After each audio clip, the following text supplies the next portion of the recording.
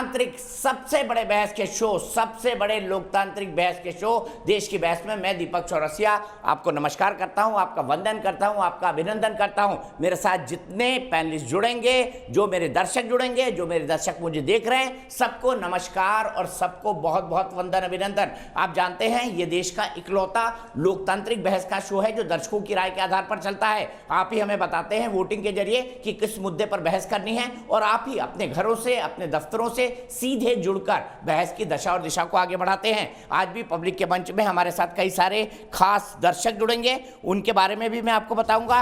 प्रियांशी कौशिक दिल्ली से जुड़ेंगी, शिवी चित्रांशी नोएडा से जुड़ेंगी, अभिषेक गोस्वामी बरेली से जुड़ेंगे और सौरभ जैन बरेली से जुड़ेंगे। तमाम लोग हमारे साथ जुड़ेंगे, लेकिन सबसे पहले ग्राफिक के जरिए देख लेते हैं हमने कौन कौन से 3 मुद्दे बहस के लिए दिए थे और किस मुद्दों पर आपने बहस करनी चाहिए।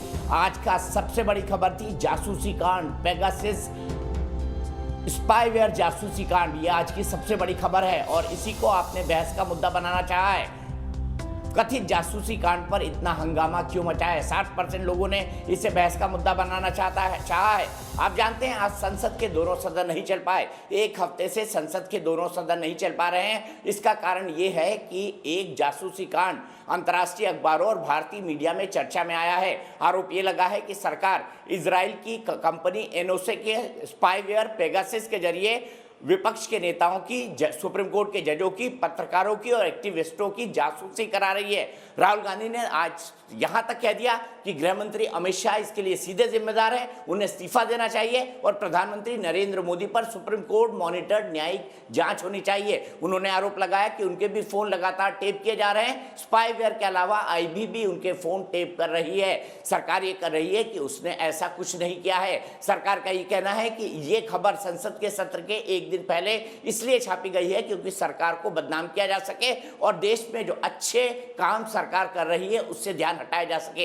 हकीकत क्या है इस पर बात करेंगे, लेकिन सबसे पहले देख लेते हैं आज संसद और संसद के बाहर क्या कुछ हुआ कथित जासूसी कांड के मुद्दे को लेकर। मेरा फोन टैप किया और राहुल गांधी के फोन को कौन टैप करेगा? पेगासस फोन टैपिंग विवाद यानी कथित जासूसी कांड का मामला तूल पकड़ता जा रहा है। केंद्र सरकार पहले ही साफ कर चुकी है कि इस तरह के आरोप बेबुनियाद हैं, लेकिन कांग्रेस नेता राहुल गांधी ने गृह मंत्री अमित शाह से इस्तीफे की मांग करते हुए कथित फोन टैपिंग कांड की न्यायिक जांच की मांग की है। पेगासस जो है, इसको लोग सॉफ्टवेयर कहते हैं, स्नूपिंग सॉफ्टवेयर कहते हैं, ये हथियार है। इजरायली सरकार इसको हथियार का क्लासिफिकेशन देती है। हमारे प्रधानमंत्री ने और होम मिनिस्टर ने इस हथियार को हिंदुस्तान के इंस्टीट्यूशंस के खिलाफ, हिंदुस्तान के लोकतंत्र के खिलाफ इसका प्रयोग किया है। मॉनसून सत्र की शुरुआत से पहले ही पेगासस का पंखों वाला घोड़ा विवाद के पंख लगाकर उड़ रहा है। जी हां, पहले दिन से ही संसद के दोनों सदनों में लगातार हंगामा जारी है, जबकि संसद और संसद के बाहर सरकार साफ कर चुकी है कि आरोप पूरी तरह बेबुनियाद हैं। संसद की मर्यादाओं को, संसद की जो परंपराएं हैं उसको पूरी तरह से डिमोलिश करने का षड्यंत्र और साजिश हुई है। विपक्ष इस पर जेपीसी जांच की मांग भी कर रहा है, जबकि गृह मंत्री अमित शाह स्पष्ट कर चुके हैं कि भारत में अवैध ढंग से इस प्रकार की जासूसी कराना संभव नहीं है। The press reports have appeared a day before the monsoon session of Parliament. This cannot be a coincidence, Honorable Chairman, sir. In the past, similar claims were made regarding the use of Pegasus on WhatsApp. Those reports had no factual basis. तथाकथित phone tapping कांड में 50,000 cellphone नंबरों की सूची से 50 देशों में 1,000 से अधिक व्यक्तियों की पहचान हुई, जिन्हें एनएसओ के ग्राहकों ने संभावित निगरानी के लिए कथित तौर पर चुना। इनमें पत्रकार, नेता, अधिकारी, मानवाधिकार कार्यकर्ता समेत कई विशिष्ट लोग शामिल हैं। इस सूची में फ्रांस, हंगरी, अजरबैजान, कजाकिस्तान और पाकिस्तान सहित कई देशों के फोन भी हैं। देश की बहस में चर्चा है कि भारत सरकार स्पष्ट कर चुकी है कि इस तरह के आरोप बेबुनियाद हैं, तो कांग्रेस और पूरा विपक्ष लगातार इस मुद्दे को हवा क्यों दे रहा है? तो सबसे पहले आज देख लेते हैं देश की बहस में आप कौन सा सवाल हम आपसे पूछ रहे हैं। और हमारे साथ इस बहस के पहले हिस्से में जुड़ेंगे भारतीय जनता पार्टी के राष्ट्रीय प्रवक्ता सांसद डॉक्टर जफर इस्लाम, जो कि खुद इकोनॉमिक अफेयर्स के एक्सपर्ट हैं। मेरे साथ सुप्रिया श्रीनेश जुड़ेंगी, फॉर्मर जर्नलिस्ट हैं, कांग्रेस की राष्ट्रीय प्रवक्ता हैं, खुद आर्थिक मामलों और टेलीकॉम मामलों की बड़ी जानकार हैं। मेरे साथ मेरे editor in chief Manoj Goyrala sir जुड़ेंगे, जो कि खुद टेलीकॉम मामलों के बहुत बड़े एक्सपर्ट है देश के। उनसे भी हम समझेंगे कि क्या ऐसा हो सकता है। लेकिन सबसे पहले देख लेते हैं कौन सा सवाल है ग्राफिक्स के जरिए जो देश की बहस में हम आपसे पूछ रहे हैं। देश की बहस में हमारा आज का सवाल क्या है? आज का सवाल आपको ग्राफिक्स के जरिए दिखाते हैं। आपको पता है इस सवाल का जवाब कैसे देना है। कार्यक्रम के अंत में हम बताते हैं कि देश की बहस की दर्शकों की राय इस मुद्दे पर क्या है। पेगासस मामले में क्या भारत को बदनाम करने की साजिश हो रही है? यस और नो में आप जवाब दे सकते हैं। सरकार का यह तर्क है कि जानबूझकर भारत को बदनाम करने के लिए अंतर्राष्ट्रीय मीडिया में इस तरह की गलत खबरों को उछाला जा रहा है। आप हमारे वेबसाइट पर जा सकते हैं, आप हमारे मोबाइल ऐप को डाउनलोड कर सकते हैं, आप हमारे फेसबुक पेज पर जा सकते हैं, आप हमारे ट्विटर हैंडल पर भी वोट कर सकते हैं। शो के दौरान अगर आपका कोई राय है, सुझाव है, आप कार्यक्रम में शामिल होना चाहते हैं तो 9711002266 पर आप हमें व्हाट्सएप कर सकते हैं। सीधे चलता हूं सुप्रिया जी के पास। सुप्रिया जी, संसद में सरकार कह चुकी है कि ऐसा कुछ नहीं हो रहा है। ये महज सहयोग नहीं है कि संसद सत्र के एक दिन पहले ये रिपोर्ट सामने आई है। आज राहुल गांधी जी ने दावा किया है कि उनके फोन भी टैप हो रहे हैं। तो ये तो उनके निजता के अधिकार का उल्लंघन है। आप इस मामले को लेकर कोर्ट भी जा सकती हैं, आप इस पर एफआईआर भी दर्ज करा सकती हैं। बीजेपी का चैलेंज है आपको कि आप एफआईआर दर्ज कराएं। क्या राहुल गांधी ऐसा कराएंगे? आपने 3-4 सवाल पूछे हैं और मैं क्रमबद्ध तरीके से उसका एक एक करके उत्तर देती हूं। सबसे पहले तो ये जो एक बेकार की बात कही जा रही है संसद के सत्र से पहले, ये 45 देशों में 17 न्यूज इन्वेस्टिगेटिव एजेंसीज ने एक बहुत बड़ा प्रोब किया है। भारत एक अकेला देश नहीं है। हाँ, ये अलग बात है कि जासूसी के मामले में मोदी जी ने हमें रवांडा और अजरबैजान और कजाकिस्तान के साथ लाकर खड़ा कर दिया है। तो ये भारत अकेले के खिलाफ नहीं है। 37 फोन की यहां पर फोरेंसिक हुई थी, 10 उसमें से भारत के थे और पेगासस सॉफ्टवेयर उसमें पाया गया है। तो जो सूची आई है उसमें भारत के तमाम नाम आए हैं। पहली चीज, ये भारत के खिलाफ साजिश नहीं थी, काफी जगहों से आया। दूसरी चीज, इसमें सिर्फ राहुल गांधी जी की जासूसी नहीं हो रही थी, इसमें चुने हुए मुख्यमंत्रियों की, चुने हुए उप मुख्यमंत्री की, इसमें अपने ही सांसद, अपने ही मंत्रियों की, कॉन्स्टिट्यूशनल फिगर्स, इलेक्शन कमिश्नर की, सीबीआई डायरेक्टर की, और तो और एक महिला जिसने यौन शोषण का आरोप लगाया था चीफ जस्टिस ऑफ इंडिया के खिलाफ, उसके 11 नंबरों की। और जब कू हुआ मिडनाइट तो आलोक वर्मा जो डायरेक्टर थे सीबीआई के, उनके 8 लोगों के परिवारों की जासूसी हो रही थी। तो मैं सबसे पहले तो ये जानना चाहती हूं, और ये मेरी तीसरी बात है, पेगासस सरकार से सरकार को बेचा जा सकता है, मिलिट्री भी नहीं खरीद सकती है। ये गवर्नमेंट टू गवर्नमेंट होता है। अब एक और बड़ा ही विवादास्पद आंकड़ा सामने आया है। 33 करोड़ रुपए बजट होता था नेशनल सिक्योरिटी काउंसिल सेक्रेटेरिएट का 2016 तक। ये 33 करोड़ बढ़कर 333 करोड़ हो गया 2017 में, जिस दौरान ये जासूसी हुई। और ये कोई बता नहीं पाया कि ये क्यों बढ़ा साइबर सिक्योरिटी में, क्योंकि उसी दौरान पेगासस खरीदा गया था। हमारा सिर्फ ये कहना है कि सरकार एक सवाल का उत्तर दे दे, और मैं 20 सेकंड में अपनी बात खत्म कर रही हूं। सरकार ये बताए, आपने पेगासस खरीदा, इस्तेमाल किया कि नहीं किया, उस पर सरकार गोल मोल बात करेगी। ये तो हाँ या ना का जवाब होना चाहिए, किया कि नहीं किया। और अंतिम बात मैं ये कहना चाहती हूं, जो चुनी हुई सरकार होती है, आपके ऊपर इतने गहरे आक्षेप लगे हैं, आपका दामन मैला है, आक्षेपों से भरा है, नैतिकता बेच खाई है क्या कि जब आरोप आप पर लग रहे हैं तो विपक्ष चला जाए एफआईआर कराने, विपक्ष चला जाए कोर्ट। तो आप क्या झुंझुना बजाने के लिए आए थे सरकार में? अरे नैतिकता से चुने गए थे आप। सरकार का धर्म होता है, Caesar's wife has to be above suspicion. आपके ऊपर शक और शुबा नहीं हो सकता है, और अगर है तो अपना दामन साफ करिए, सवालों का जवाब देंगे। ये घोल मोल मामला नहीं चलेगा। पेगासस इस्तेमाल हुआ या नहीं हुआ। और अंतिम बात दीपक जी, क्योंकि आप महिलाओं की इज्जत करते हैं, मैं आप माध्यम एक बात कहना चाहती हूँ। ये मेरा फोन है, और अगर मान लीजिए किसी महिला का फोन पेगासस के द्वारा इस्तेमाल किया गया तो उसका कैमरा भी हाईजैक कर लिया जाता है, उसका कैमरा भी हैक हो जाता है। अब आप सोचिए कि जो आपकी साथी पत्रकार महिलाओं के कैमरे पर पेगासस पाया गया, कैमरा घर में होता है, कहीं पर भी हो सकता है, ये कितना बड़ा गंभीर मामला है ऑफिशियल सीक्रेट्स एक्ट के उल्लंघन का, आईटी एक्ट के उल्लंघन का, ये देशद्रोह का मामला है, ये नेशनल सिक्योरिटी के साथ खिलवाड़ है, ये एक औरत की भद्रता के साथ छेड़छाड़ तक का मामला बनता है। ये बहुत गहन आरोप है और सरकार अपना मुंह छुपाकर कह रही है हम कोर्ट चले जाएं। आक्षेप आप पर लगे, दामन आपका मैला है, सफाई आपको देनी पड़ेगी। ठीक है जफर इस्लाम जी, सबसे पहला सवाल, क्या पेगासस सरकार की तरफ से खरीदा गया, और अगर नहीं खरीदा गया तो फिर जांच से सरकार क्यों इनकार कर रही है? प्रूव करवा दीजिए। देखिए दीपक जी, सबसे पहली बात कि अपोजिशन पार्टीज के पास कोई और मुद्दा नहीं है, तो ये ऐसे मुद्दे उठाते हैं जिसमें किसी तरह से भी ये पार्लियामेंट को चलने नहीं दे। इसलिए पार्लियामेंट में आके मंत्री जी ने इसके बारे में, और पार्लियामेंट के चेयरमैन ने, राज्यसभा के चेयरमैन ने कहा कि भाई कोई भी इश्यूज़ पे हम डिस्कस करना चाहते हैं, आप डिस्कस कीजिए। लेकिन ये इनके अप्रोच है डिस्कस नहीं करना, ये आके इधर टॉम टॉम करेंगी। लेकिन हकीकत है कि जहाँ पर इनको डिस्कशन करना चाहिए, जिस मुद्दे पर डिस्कशन होना चाहिए, वहाँ पर इनके कोई भी साथी तैयार नहीं डिस्कशन करने के लिए। आप देखिए कि जो BAC होता है, जो advisory committee, business advisory committee, उस पर सारे मुद्दे डिस्कस किए गए हैं और हर चीज़ का आपको जवाब भी दिया गया, और जवाब अगर आपको चाहिए तो डिस्कशन होगा, आप संसद में डिस्कशन होगा। लेकिन डिस्कशन कैसे हो, किसी बात के आपको जो भी आपका सवाल जवाब है, जो आप खुल के डिस्कशन करना चाहते हैं, वो कैसे हो जब आप एक डिसरप्टिव फोर्स की तरह आप पार्लियामेंट में एक्ट कर रहे हैं। आप चाहते हैं कि जैसे ही सदन की जो काम शुरू होता है सदन में, उसी वक्त आप इतना ज़ोर से अप्रोर करते हैं, इस तरह से करते हैं कि वहाँ को सदन को स्थगित करना पड़ता है। एक बार नहीं अनेक बार इनके जितने भी मैं कहता हूँ कि कांग्रेस एक प्रिंसिपल अपोजिशन पार्टी थे, उनको एक अपने कॉन्डक्ट को इस तरह से दिखाना चाहिए कि ताकि बाकी लोग भी रिस्पॉन्सिबल, बाकी पार्टियां भी, छोटी छोटी पार्टियां भी हैं, वो भी रिस्पॉन्सिबल होके अपने साथ आपके साथ खड़े होके इस मुद्दे पे डिस्कस करें।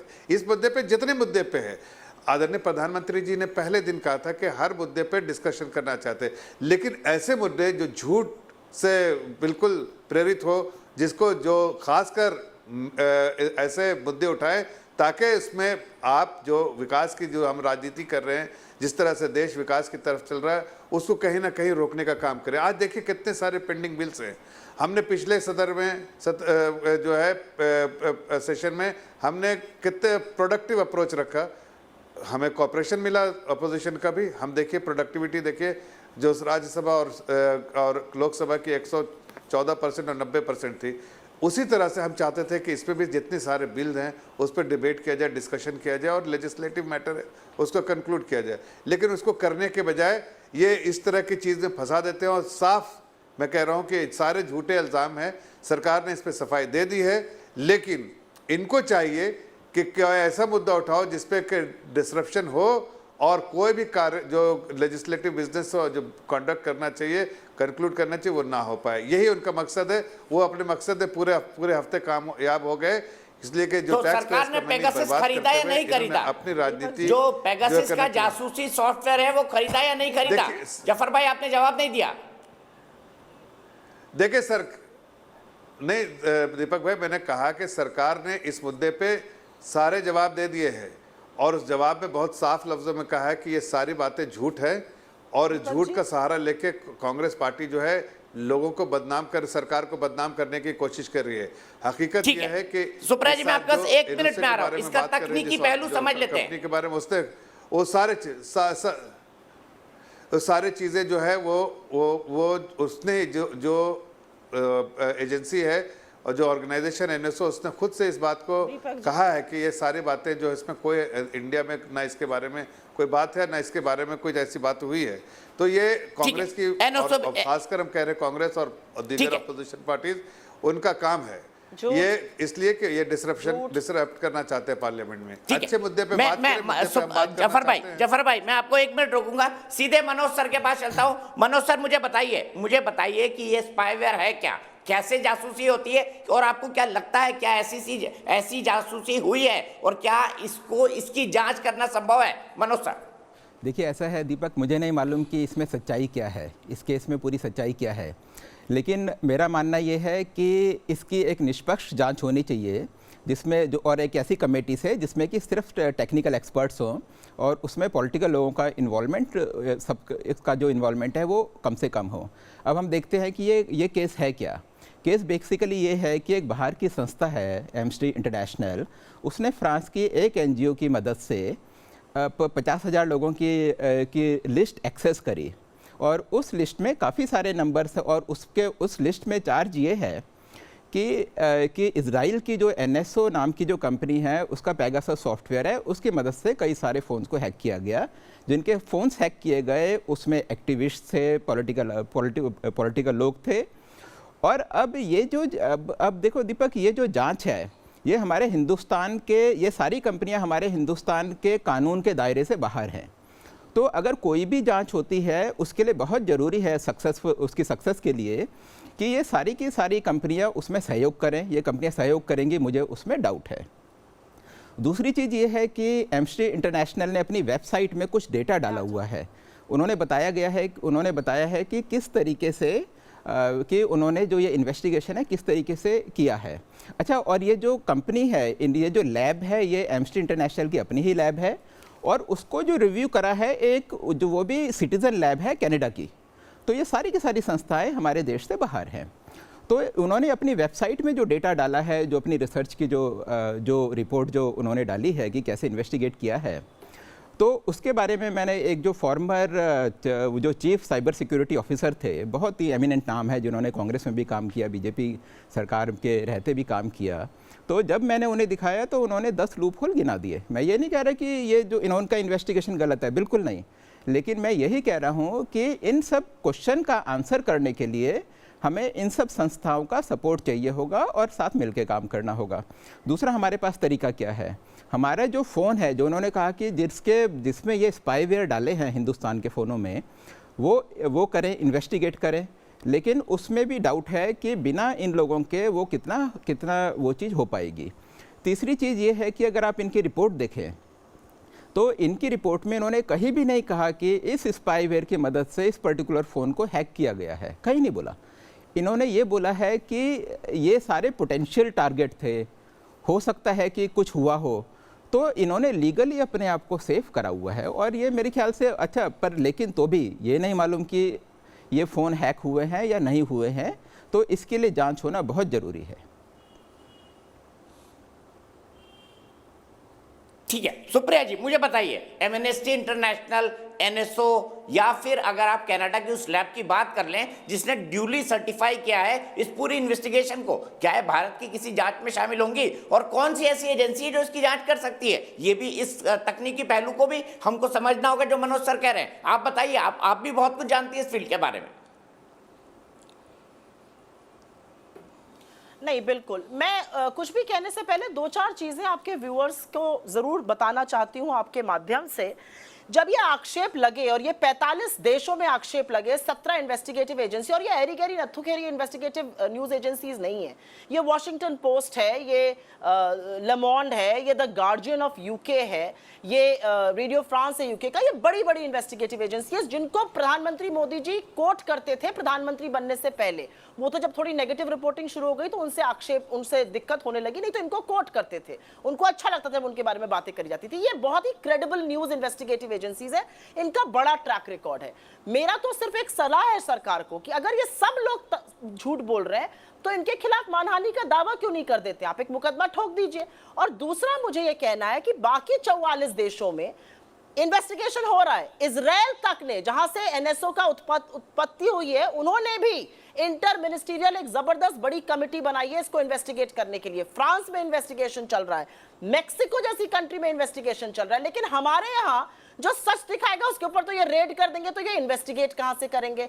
और दूसरा बात मैं ये जरूर बोलना चाहती हूं कि एक लोकतंत्र में अगर इतना गंभीर आरोप सरकार पे लगेगा, ये सिर्फ निजता का मामला अब नहीं है, ये ऑफिशियल सीक्रेट्स एक्ट का उल्लंघन है, ये देशद्रोह का मामला है। एक विदेशी कंपनी, एक विदेशी जगह में आपके मंत्रियों का, आपके डेप्यूटी चीफ मिनिस्टर्स का, आपके लीडर ऑफ ऑपोजिशन का, आपके कॉन्स्टिट्यूशनल फिगर्स का, आपके चीफ जस्टिस ऑफ इंडिया का डेटा पड़ा हुआ है। ये कितना बड़ा देशद्रोह का मामला है, ये राष्ट्रीय सुरक्षा से कितना बड़ा खिलवाड़ है, किसी को समझ में आ रहा है अभी ये? और इसीलिए मैं कहती हूं इसकी एक निष्पक्ष सुप्रीम कोर्ट मॉनिटर प्रोब होनी चाहिए और ये मैटर तभी रेस्ट कर पाएगा जब दूध का दूध और पानी का पानी हो जाएगा। और जिसको झूठ से डर नहीं लगता, हाथ कंगन को आरसी क्या, पढ़े लिखे को फारसी क्या, साच को आंच नहीं, कराइए दूध का दूध पानी का पानी, करा लीजिए एक निष्पक्ष जांच, अपने आप सब सच सामने आ जाएगा।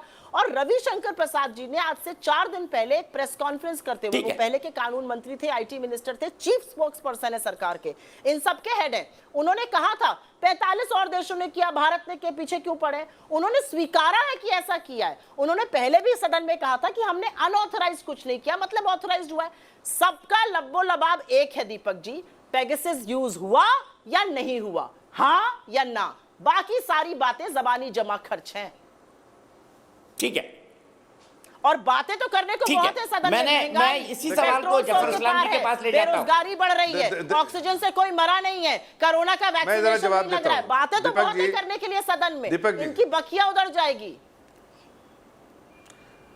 ठीक है। अरे भाई आप तो कहीं आप इनके ट्रैप में तो नहीं फंस गए? इन्होंने ये खबर छपा दी और बाकी मुद्दों से ध्यान हटा दिया। क्या जफर इस्लाम जी आपने ऐसा किया है? और क्या आपने पेगासस यूज किया, हाँ या ना? सुप्रिया जी जवाब मांग रही है आपसे।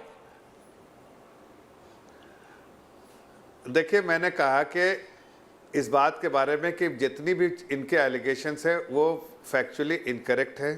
पहले भी इस तरह के एलिगेशंस लगाए गए हैं, नहीं है। मैं इतना ज़रूर कहूँगा कि जो भी सर्वेलेंस सिस्टम है सरकार का, वो एक सेट प्रोटोकॉल है, उसको फॉलो करते हुए सर्वेलेंस किया जाता है। और वो सरकार जो है वो जो ज़रूरत जहाँ पर होती है वो प्रोटोकॉल को फॉलो करते हुए वो करना पड़ता है। हर सरकार ने किया है, इस सरकार ने भी किया होगा, लेकिन वो एक गाइडलाइंस है, उस गाइडलाइंस को फॉलो करते हुए और किस वजह से करना पड़ता है, ये सारी चीज़ें का जो है कंप्लायंस करते हुए सरकार ने किया होगा। हर सरकारों ने किया, इन्होंने भी किया होगा। लेकिन ये कहना बाकी चीज़ें जो है कि पेगासस को यूज़ किया और इसको वो किया, और खुद वो जो एनएसओ है उसने पहली बात कि इसको डिनाई किया कि कोई इन्वॉल्वमेंट है उसका। दूसरी बात कि बाकी चीज़ें जितने नंबर्स हैं उसको किया गया कि नहीं, जो 50,000 में से जो नंबर्स यहाँ पे उसको उसमें स्नूपिंग की गई कि नहीं, वो उसके बारे में कोई जानकारी नहीं है। तो ये फैक्चुअली इनकरेक्ट इन्फॉर्मेशन को लेके ये सिर्फ पार्लियामेंट को नहीं चलने देने के लिए ये सब चीज़ें की हैं। मैं ये ज़रूर कह रहा हूँ, और मैं आप ये जो बार बार कह रही है कि रविशंकर प्रसाद जी के बारे में, उन्होंने बिल्कुल साफ कहा है कि भाई सरकार का काम है करना सर्वेलेंस सिस्टम, सरकार ने किया है, करना पड़ता है, हर सरकारों ने किया है, लेकिन उसका एक प्रोटोकॉल होता है, उसका एक जो फॉलो करना प्रोसेस फॉलो करना पड़ता है, उसको फॉलो करते क्या है, उसमें क्या बुराई है, उस पर करना ही चाहिए। उस पर कोई थोड़ी हम कह रहे हैं कि नहीं किया है, लेकिन वो कौन सा है, कौन सा नंबर है, ये इसके बारे में इनके क्या जानकारी है? गलत इंफॉर्मेशन लाके सरकार को टारगेट करना चाहते हैं। बट ये सरकार देश हित पे काम करना चाहती है, देश हित के लिए काम कर रही है, लोगों के लिए काम कर रही है। इसलिए आप लोगों के जो ये रवैये से हम पीछे हटने वाले नहीं है। हम देश हित में काम करते रहेंगे और देशवासियों के लिए काम करते रहेंगे।